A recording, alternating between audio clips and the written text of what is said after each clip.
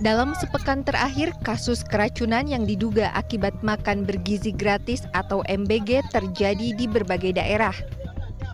Badan Gizi Nasional mencatat lebih dari 5.000 siswa di berbagai daerah mengalami keracunan, dengan sebaran kasus terbanyak terjadi di Jawa Barat. Pada 17 September, ratusan pelajar di Kecamatan Kadungora, Kabupaten Garut mengeluhkan berbagai gejala seperti sakit perut, mual, muntah, dan diare setelah menyantap menu MBG. Puluhan di antaranya harus mendapatkan perawatan intensif di Puskesmas Kadungora. Tak berselang lama, kasus keracunan juga terjadi di Kecamatan Cipongkor, Kabupaten Bandung Barat. Hingga Kamis 25 September, tercatat lebih dari 1.000 siswa di Cipongkor mengalami gejala keracunan, dan sebagian yang mengalami gejala parah harus dirawat di RSUD Cililin serta rumah sakit lainnya.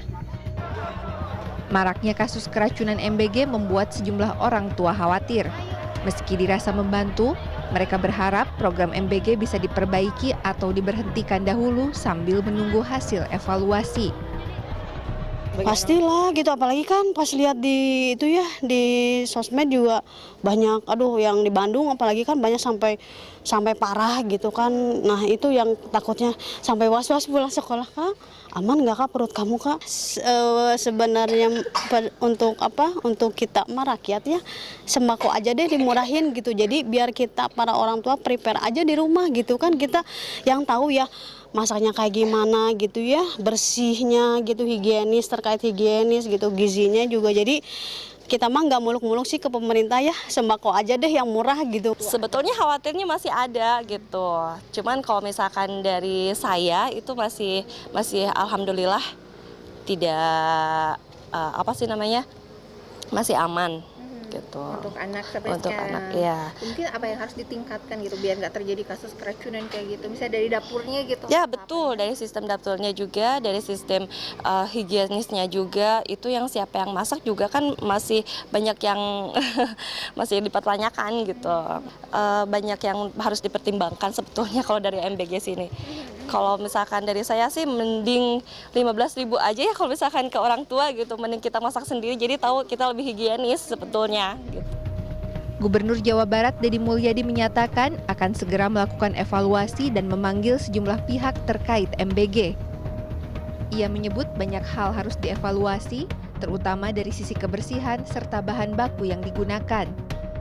MBG, hari Senin saya akan mengundang Kepala MBG Perwakilan Wilayah Jawa Barat. Untuk apa? Untuk membahas secara bersama-sama mengevaluasi peristiwa-peristiwa yang terjadi. Nah, peristiwa yang terjadi itu misalnya nanti saya meminta evaluasi dapurnya higienis atau tidak, atau bahasa akademiknya audit. Yang kedua, evaluasi jenis-jenis bahan makanan yang digunakan. Apakah itu merupakan bahan makanan yang bermutu atau tidak. Yang ketiga, evaluasi jam masak. Karena kan kalau dimasaknya jam 12, kemudian diantar siswanya jam 12 malam ya, diantar ke siswanya jam 12 siang, waktunya terlalu lama. Nah, sehingga harapan saya ke depan dapur itu didekatkan dengan sekolah. Dan tingkat yang dilayaninya jangan terlalu jumlahnya ribuan.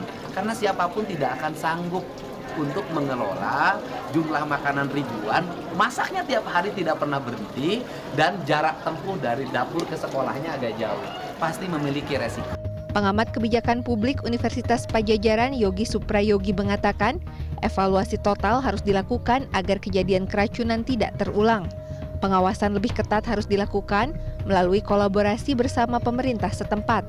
Selain itu, perbaikan tata kelola juga menjadi hal penting, termasuk pasokan makanan yang harus terstandarisasi.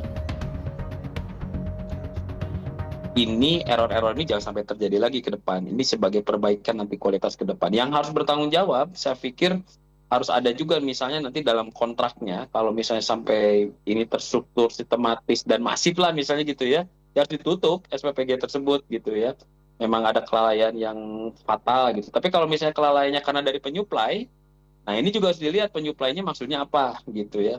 Dan harus di blacklist mungkin penyuplainya tersebut. Karena kan kita tidak bisa full menyalahkan semua ke SPPG, ya kan? Karena kualitas rantai pasok kita juga belum jelas ini di Indonesia ini.